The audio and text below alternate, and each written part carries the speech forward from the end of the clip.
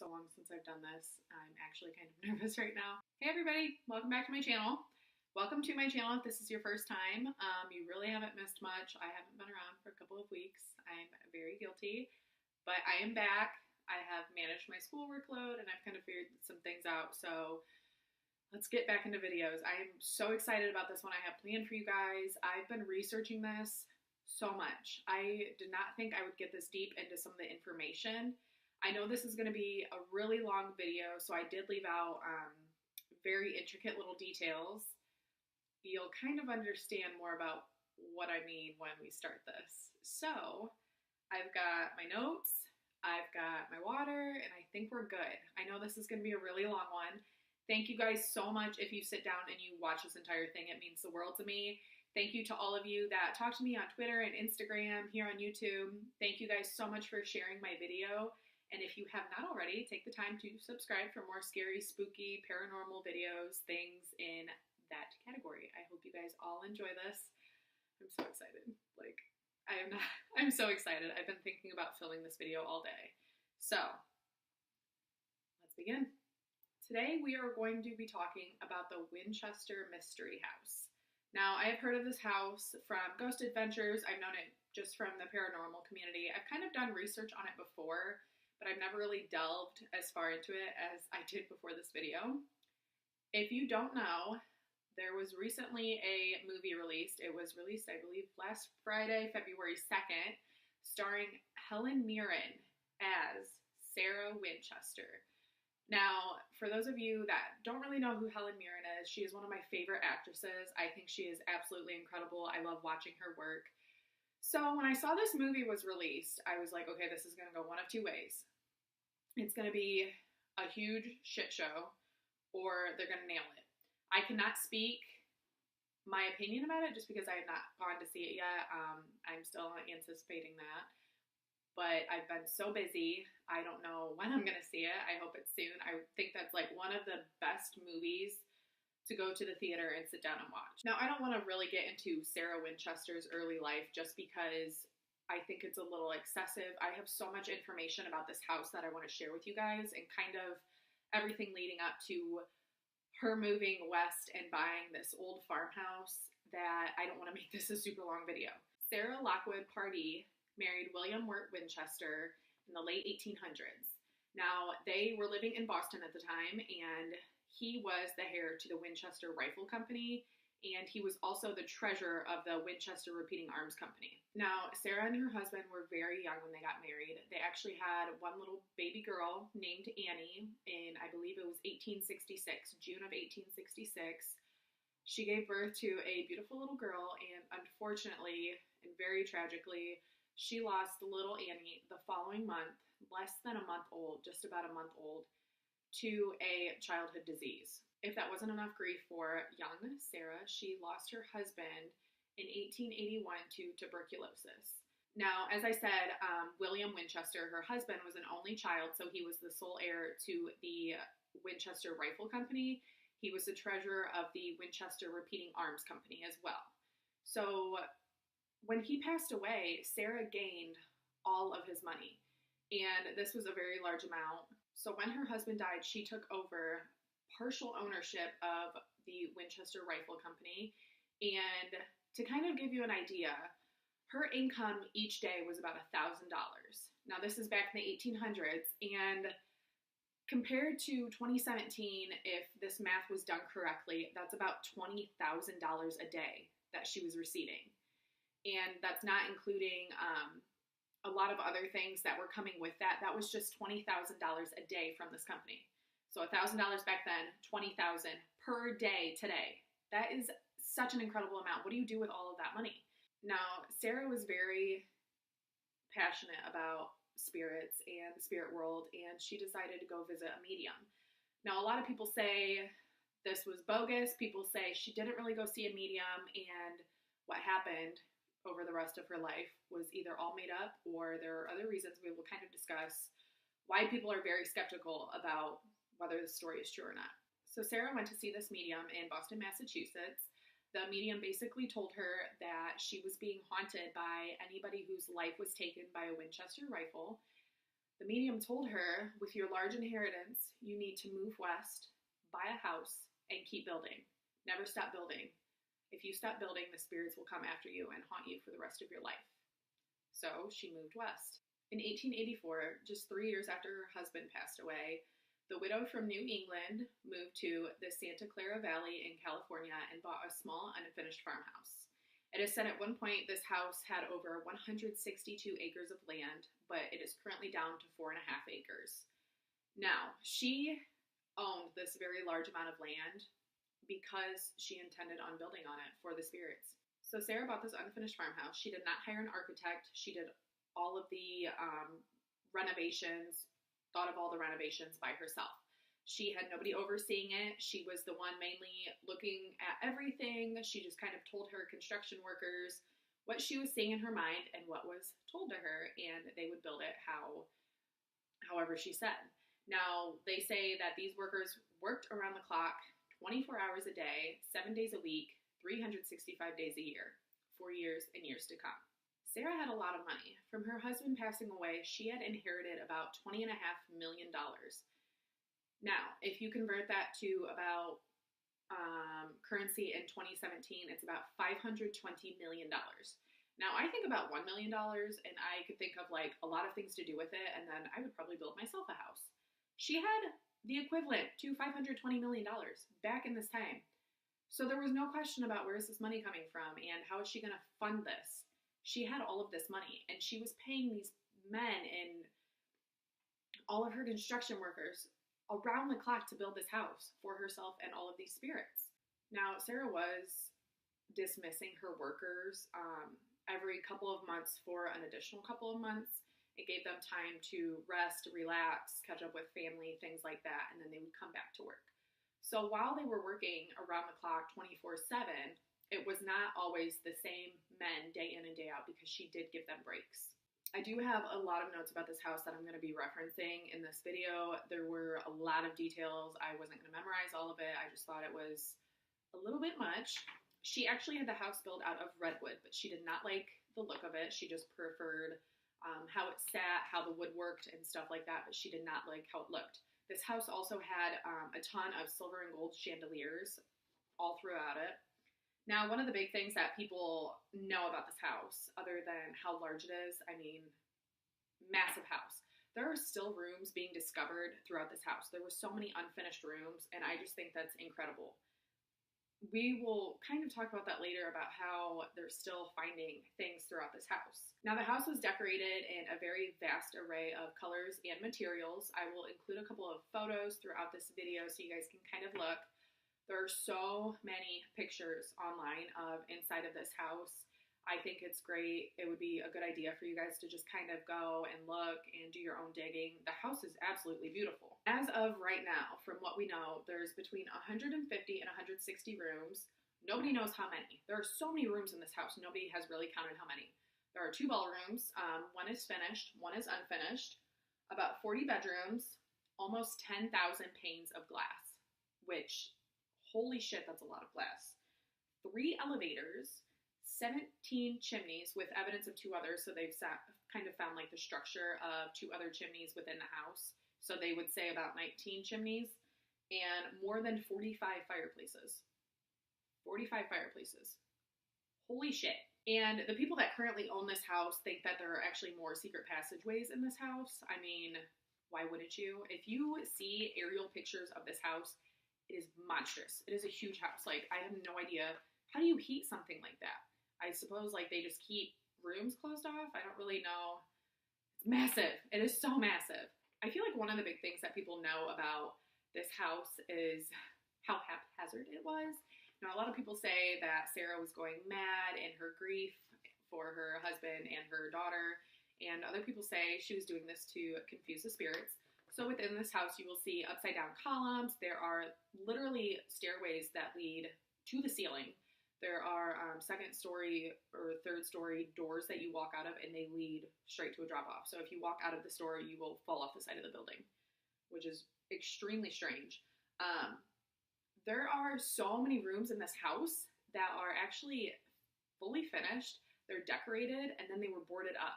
Nobody has been in these rooms. Nobody has really seen the inside of them, probably just a select few people like the owners. Also in this house, there were a lot of bathrooms, obviously, but there was only one that worked that Sarah used herself. Now, all of these other bathrooms that did not work, people say she was also doing that to confuse the spirits. They also say this is why she slept in a different bedroom every single night. So she did not have just her one bedroom that was set up for her. She would rotate through the house and sleep in a different bedroom because she wanted to confuse these spirits and hope that they wouldn't come after her or bother her during the night while she was trying to sleep. Now, only spirits can really navigate a house built like this, and it is said that the spirits would actually tell Sarah how to build this house. She spoke to them every night in a seance from midnight until about 2 a.m. Nobody was ever allowed in the room with her when she was having seances. People do say that some nights she would be talking to victims of Winchester rifles, and some nights she would actually be talking to her husband. Nobody really knows the truth on this. She did not really disclose information to a whole lot of people, so it's kind of up for debate at this point in time. There is also a mystery about these two quotes that were actually placed in an unused ballroom. I will actually read the quotes. They are both from Shakespeare. They were painted in stained glass windows. One says, "Wide unclasp the table of their thoughts," and then the other one says, "These same thoughts people this little world." They both pertain to the word thoughts and the concept of thoughts, so a lot of people wonder, was this just like favorite quotes from Shakespeare that she really enjoyed and wanted plastered in her house? Or do they mean something to her? Was there something else going on that we don't know about that she did not tell anybody? Along with her obsession with spiritism, her nightly seances, she was also very obsessed with the number 13. She had 13 bathrooms in her house. There were a lot of windows that just had 13 panes, doors with 13 panels, flights of stairs with 13 steps, and then 13 cupolas on the top of the greenhouse. Okay, so another weird thing about these steps, Sarah was said to be a very small person. Now, the steps in this house were very shallow, and they were also very wide, so she could take her time getting up these stairs. A lot of people say it was due to her small stature, and other people say that it was due to her debilitating arthritis. That's how she got up and down the stairs a little bit easier. Another thing that I thought was really weird was she has sinks in this house, and the drains of the sink have 13 holes. Something that minuscule was something that she included in the construction of that house because she loved that number. Back in 1906, San Francisco had a huge earthquake. Her house was standing at 7 stories tall, and this earthquake actually destroyed the top 3 stories. And during this earthquake, Sarah herself was trapped under, it was like a door frame or a wall or a door that had fallen. She was trapped in this earthquake, and she must have thought that this was from the spirits, and she convinced herself that this earthquake and her being trapped was because the spirits were mad at her.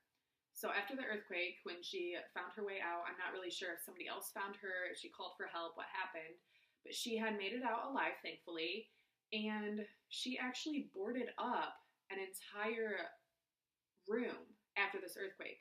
She was convinced that she was sealing the evil spirits in there, and she wanted to lock them away so they wouldn't do anything else to her house. Now, this house was very ahead of its time. It had steam and forced air heating, push-button gas lights, it had modern indoor toilets, and then she also had a heated shower, like a hot water shower, which was kind of luxurious back in this time. You have to think about how much money she had, and she was spending it on these things that she really wanted in her house. So her house was a little bit ahead of its time. Also, she had windows in this house built by the Tiffany company, which I think of Tiffany now, and Tiffany is still like a luxurious brand, but even back then, she had windows built in this house for her. Tiffany himself built a couple of windows for her, and she also designed some herself. Tiffany himself also built her this one specific window with crystals in it, and it said whenever the sunlight would hit it, it would have a prismatic effect and kind of cast this beautiful array of colors across the floor, across the wall, whatever. Unfortunately, this window was placed on an interior wall, so no sunlight ever hit it, and nobody could ever see the effect of it. She also had this window built, and it had her favorite spiderweb pattern as well as her favorite number 13 in it. This window was never installed. They actually found this window later after her death when they were going through this house, and it was found in what they call the $25,000 room. They call it the $25,000 room because everything in this room, the cost of it and what it was worth, added up to $25,000. That is the equivalent to $366,000 in 2017, which I was like, that literally that much money just sitting in a room, boarded up, and not being used.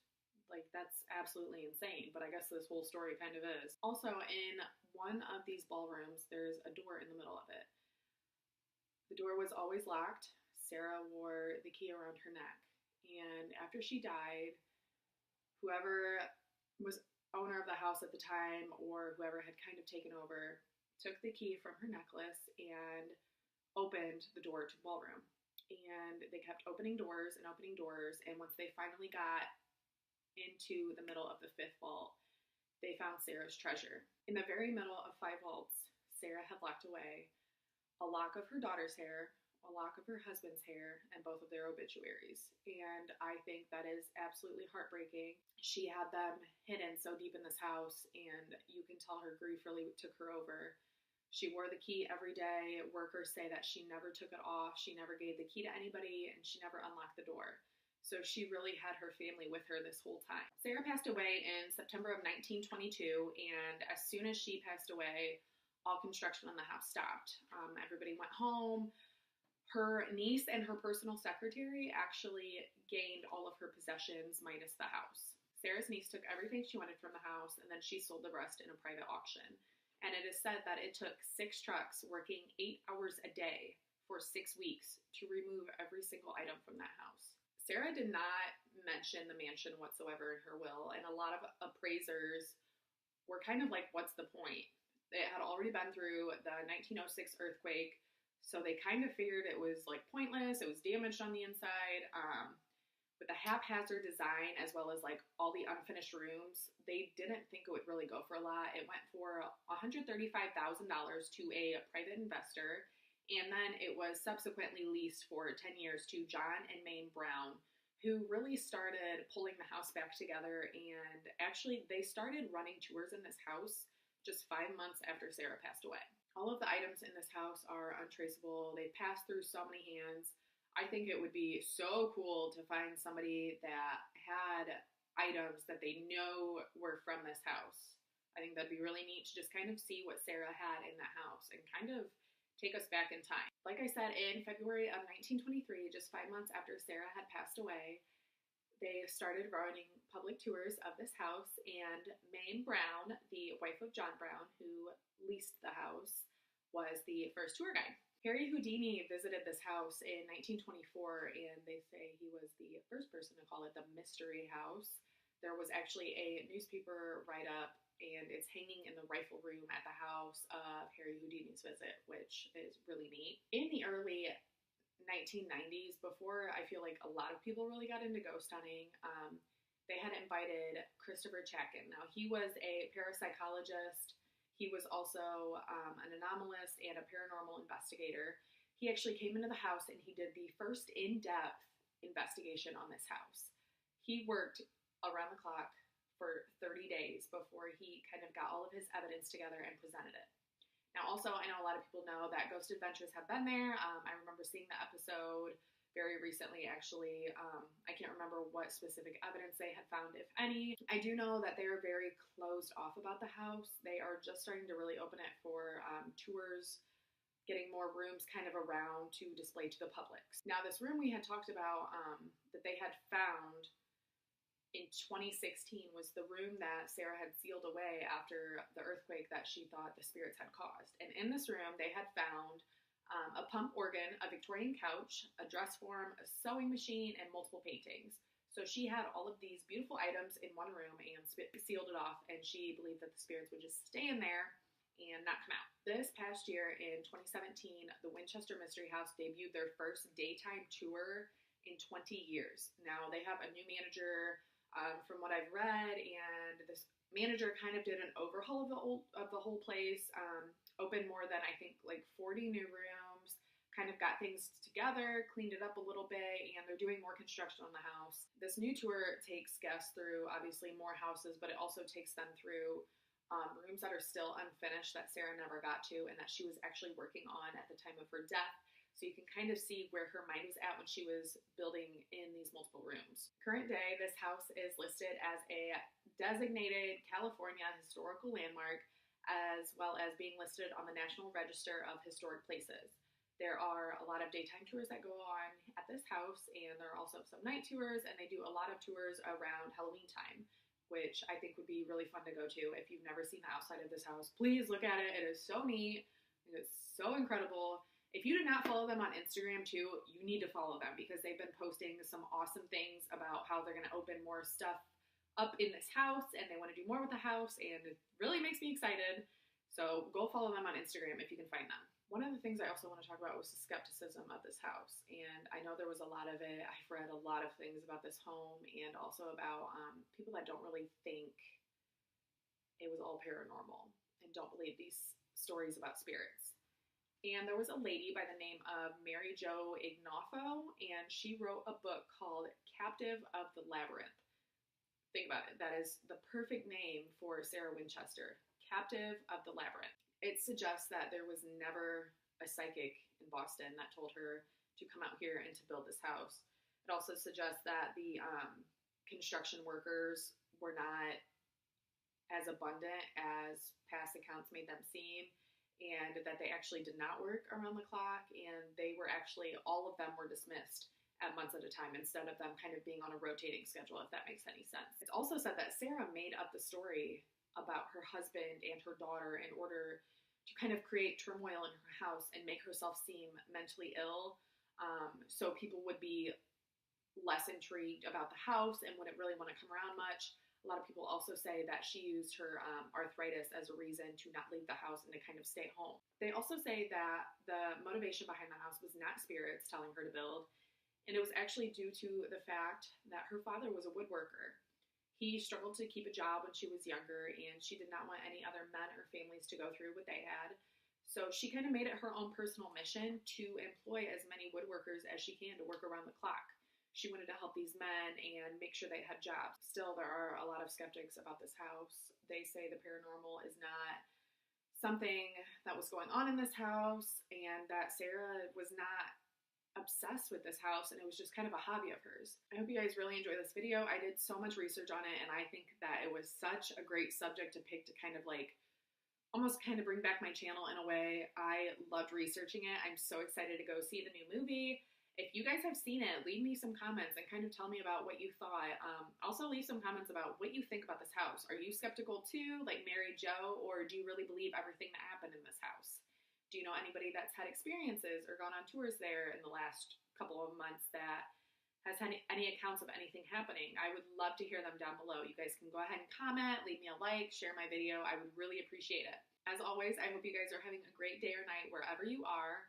Thank you so much for tuning in, and I will see you guys next time. Bye.